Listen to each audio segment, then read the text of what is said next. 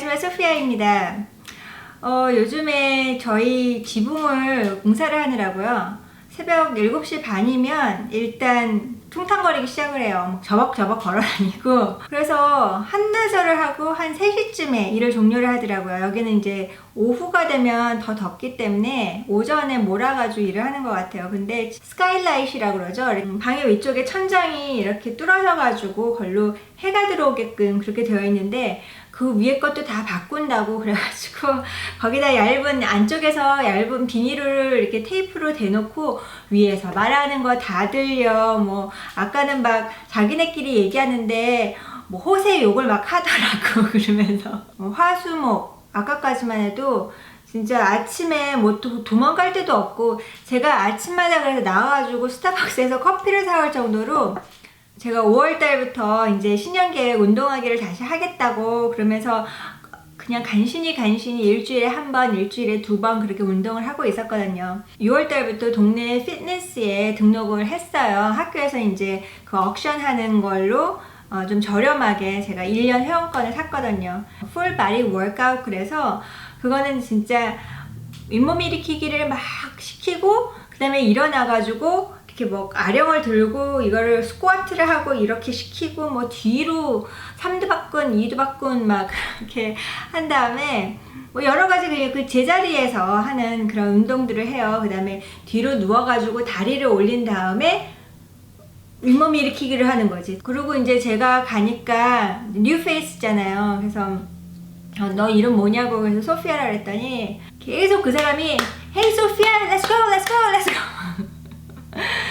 뭐 beautiful 소피아 막 계속 인커리지를 해주는 거예요. 그러면서 자세도 교정을 해주고, 안에서 운동하는 사람들이 한 10명이 채 안 되니까 돌아가면 딱 보이는 거지. 그래가지고 제가 지난주 화요일날 그걸 해보고, 역시 사람이 이렇게 막 옆에서 하게끔 이걸 하는 게 더 효과가 있구나 그런 생각을 했는데, 예슐리 보고 너 같이 갈래? 그러면서 클래스를 한번 골라봐.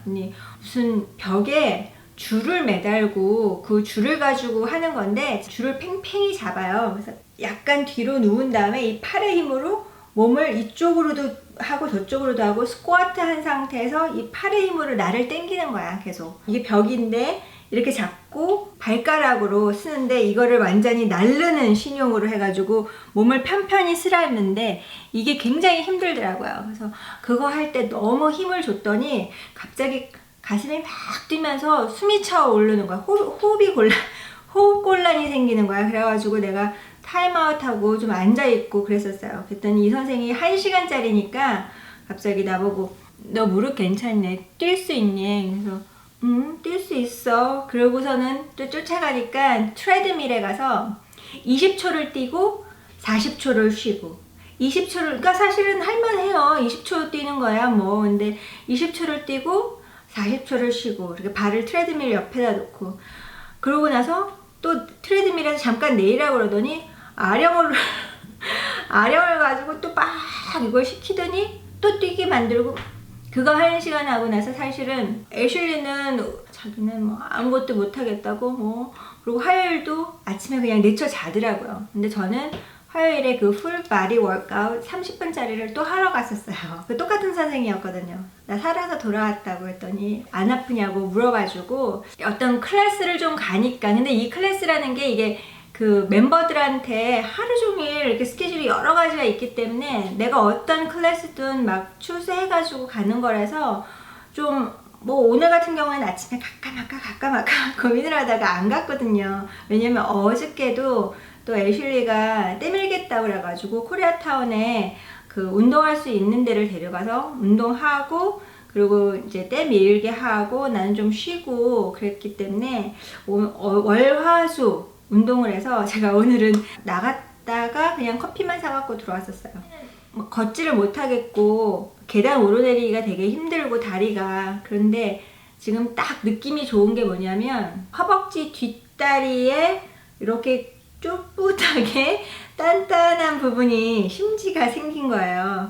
여러분들 옛날에 이렇게 할머니나 뭐 어머니 나이가 많으시면 굉장히 살이 이게 턱살이나 이런데 막 흐늘흐늘 거려가지고 이렇게 쭈글쭈글한 나이 든 살, 이제 그게 갑자기 저한테 오기 시작을 하더라고요. 허벅지 안쪽 살하고 엉덩이 밑에 살들, 그리고 여기도 마찬가지로 이렇게 살들이 굉장히 처져가지고 좀 슬퍼지려고 그러고 있었어요. 살들이 좀 처지니까 이렇게 막 나이 든 사람의 살로 금방 변하더라고요. 그랬는데 운동을 했더니 요즘에 좀 나아져서 비포 사진은 참 찍기 싫더라고요. 그 볼품없는 엉덩이와 뭐 뒤태, 뭐 앞에 배 이런데 볼품이 없으니까 찍어두고 싶지가 않은 거야. 그래서 안 찍었어요. 근데 안 찍었는데 나중에 좀 이렇게 몸이 좀 단단해지면 비교할 게 없어서 좀 아쉬울 거는 같아요. 제가 오늘 얘기하고자 하는 토픽은 제가 살면서, 미국에 살면서 주변에서 있는 뭐 게이나 레즈비언 어떻게 받아들이고 또 주변에 어떤지 그냥 제가 보고 느끼는 점만. 왜냐면 전에 게이에 대한 토픽을 한번 하려고 저도 그래 LGBTQ 이렇게 하면서 쭉 그런 게 있지 라고 막 했는데 그걸 하나씩 설명하는 거는 그 큰 의미가 있는 것 같지가 않아서 미국에 살면서 그냥 제가 느낀 것들, 제가 미국에 살면서 부지불식간에 만나고 있는 사람들이나 그런 사람들 중에서 사실은 게이가 굉장히 많고, 글쎄 미국에서 특히나 제가 있는 이 로스앤젤레스 에리아에는 게이에 대한 그런 부정적인 그런 생각이 그렇게 많이 주변에서 못 느꼈어요. 우리가 옛날에는 게이는 이상하다, 게이는 더럽다, 게이는 나쁜 것이다, 뭐 특히 종교적으로 그렇게들 많이들 사람들이 그쪽으로 막 가고 있었는데, 제가 그냥 미국에 살면서 게이들은 그냥 내 옆집 사람하고 비슷한, 그러니까 말조차도 게이, 레즈비언이 옛날에는 마치 저 사람 게이 아니야? 그러면은 그 사람이 들을까봐 굉장히 이렇게 했지만 게이, 레즈비언이라는 용어조차도 그렇게 부정적으로 쓰이고 있지도 않아요. 그 사람들이 개인적으로 갖고 있는 성에 대한 그게 틀린 거거든요. LGBTQ 그 중에는 사실 여자도 좋아하고 남자도 좋아하고 성적으로 그런 것도 다 들어있고, 그러니까는 성소수자라 그러죠. 여자는 남자를 좋아해야 되고 남자들 여자를 좋아해야 된다. 그런 게 이제 대다수이기 때문에 그쪽으로 사람들이 그거는 옳고 나머지는 그르다라는 쪽으로 이렇게 몰고 갈 수 있지만, 사실 그 게이나 레즈비언은 미국에서는 저희 아시안이나 또는 유색인종하고 똑같이 다이버시티에 들어갑니다. 학교에서 하는 정책이나 회의나 그런 데를 가보면 다이버시티라고 해서 우리가 인종에 대한 그런 유색인종을 포함하는 백인 우월주의에 반하는 그런 걸로 인종의 문제만 다루는 게 아니라 그 안에는 LGBTQ에 대한 사람들까지도 다 포함하고 있어요. 내가 속한 소수의 그룹이 이게 꼭 인종만이 되는 게 아니라 내 옆에 여러 가지 그룹 중에서는 게이의 그룹도 있고 레즈비언의 그룹도 있다고요. 그래서 만약에 내가 미국에 살면서 아시안으로서 내 자리를 지키기 위해서는 내가 레즈비언도 그들의 자리를 지켜줘야 된다고 생각하고 인정을 해줘야 된다고 생각을 해요. 학교 입학 원서에 보통은 남녀 이렇게 클릭을 하죠. male, female, MF. 근데 거기다가 하나를 더 넣는 거예요. others. 여자도 아니고 남자도 아니고 그 외의 거. 가로 열고 자기가 쓰고 싶으면 쓰고 안 쓰고 싶으면 쓰지 말고. 제가 자꾸 그 학교에 가서 그런 교육을 받다 보면은 이런 성 정체성이라는 게 교육에 의해서 또는 어떤 외부의 자극에 의해서 오는 게 아니라 그냥 그 사람이 타고난 그런 부분이 굉장히 많더라고요. 그냥 자기가 좀 그쪽에 더 많이 되는 거야. 어떤 비디오를 보여주는데 2살, 3살짜리 남자아이예요. 그 남자아이가 바비 인형을 갖고 노는 거야. 너무 예뻐하면서. 근데 얘는 분명히 남자애야. 근데 걔는 바비 인형만 갖고 놀아. 만약에 여러분의 아이들이 그렇다면 어떻게 하시겠어요? 한국에서는 굉장히 남자는 남자다워야 되고 여자는 여자다워야 되기 때문에 그러한 애들한테는 자꾸 인형을 뺏고 자동차를 주고 로봇을 주고 좀 많이 그랬던 걸로 기억을 하거든요. 그런데 모르겠어. 이게 미국이기 때문에 그런지 모르겠지만 제 주변에는 너무너무 많은 게이들과 레즈비언들이 있어요. 그냥 본인들이 스스로 타고난 대로 그냥 살다 보니까, 그리고 또 주변에 그런 사람들이 많이 있으니까 내가 그렇게 해도 될까? 그러면 그렇게 가볼까? 그런 사람들 얘기 좀 들어볼까? 그래서 그런지 모르겠지만 굉장히 많이 있어요. 사실은 제가 LGBTQ를 공부를 해서 여러분한테 강의를 한번 하겠다고 생각을 하고 이 게이 이슈를 자꾸 뒤로 가다가, 제가 오늘은 그냥 얘기를 하게 된 이유가, My Top Things 채널에 이제 곧 올라올 메이크업 튜토리얼 Get Ready With Me 비디오 중에서 제가 남자애를 화장을 해주는 게 이제 올라올 거예요. 애슐리 친구인데 게이예요. 걔가 게이인 주는 지금 안지가 한 2년이 넘었고, 걔가 한 11학년 때는 분명히 게이인 것 같다. 그냥 게이인 것 같다. 그냥 그러더니 이제 12학년 고3을 올라가면서 친구들한테 그냥 카밍아웃을 했어요. 나 너네들한테 할 얘기 있어. 나 게이야. 친구들이 다 알고 있었거든. We knew it already. 어느 날부터 애슐리가 학교에서 오더니, 엄마 이제 진짜로 걔가 카밍아웃을 했다고. 그래서 그 이후부터는 본인도 너무 자연스럽고 친구들도 더 자연스럽고, 그래서 제가 저번에 말씀드린 것처럼 여자애들이 어디 이렇게 놀러 가거나 그러면 걔 가니? 그렇게 물어봐가지고, 걔가 간다 그러면 그래 걔가 가면 됐어. 그러면은 뭐 어디 뭐 사러 가거나 그러면 걔 꼭 데리고 나가라. 그런다든가. 지난주에 프라이드 퍼레이드가 웨스트 LA 쪽에 있었어요. 그래서 그 친구가 자기가 입을 의상을 나를 사진을 보여주고 제가 그거에 맞게 화장을 해줬거든요. 그 전부터 사실 걔가 한번 화장을 할 일이 있으면 내가 해주겠다고 얘기를 해라.